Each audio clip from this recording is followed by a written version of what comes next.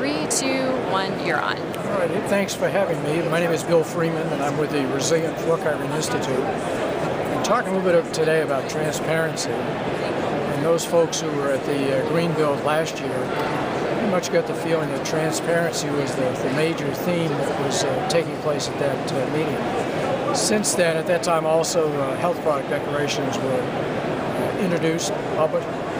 And it's interesting to us as resilient flooring manufacturers, the few people who have actually published HPDs. I think at this show probably there has been some published, but still quite a few manufacturers who have not. And a question that our manufacturers have and others about why more people haven't had HPDs published.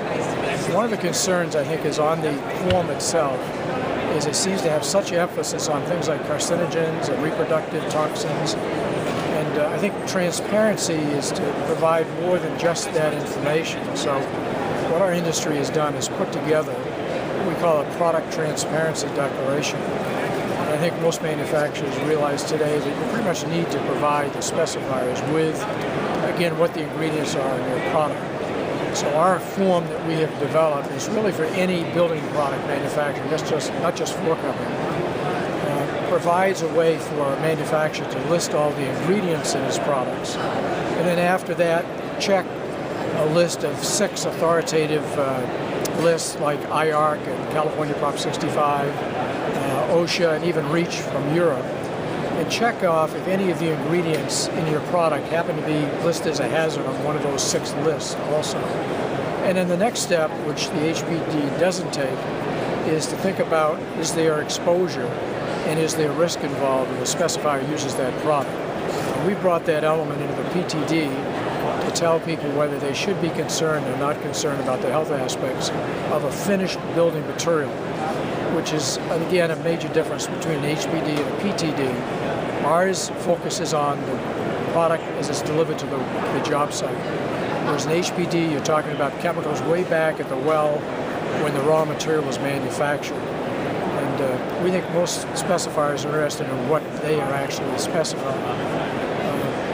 And the other major difference, obviously, is that we're not just telling the architect that there's a hazardous chemical in there, we're telling them whether it's hazardous enough that you have to have a warning label on it. So those are 2 big differences in what you have in the HPD and the PTD.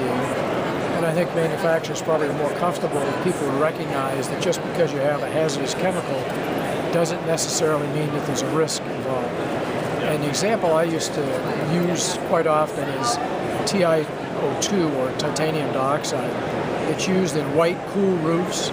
It's used in toothpaste, and it also is used in linoleum. So our member companies that make linoleum use it to make whiter floors. It is a carcinogen on the IARC list. It's a carcinogen on the California Prop 65 list also. But there's probably no exposure to it because once it's in the product, it's not in powdered form, you're not inhaling it, which is the basis for it being a carcinogen. So I think we're giving the architects a lot more help by telling them, yes, you can specify linoleum just because it has one of those hazardous chemicals shouldn't be a concern for you for the building occupants in the building that you're showing. Another thing that we think is important is that all stakeholders have an opportunity to develop a PTD. Whereas the HPD, there was no manufacturers or ever involved in actually putting together their standard itself.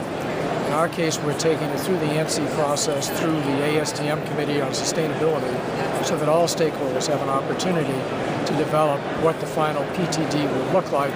We think that's the only really fair thing. So everybody should have an opportunity to voice their concerns or contribute to the final product. So we're excited. We've only introduced it in the last 3 weeks. We have people already making out PTDs, and we hope that it's going to be a real help to the architectural community.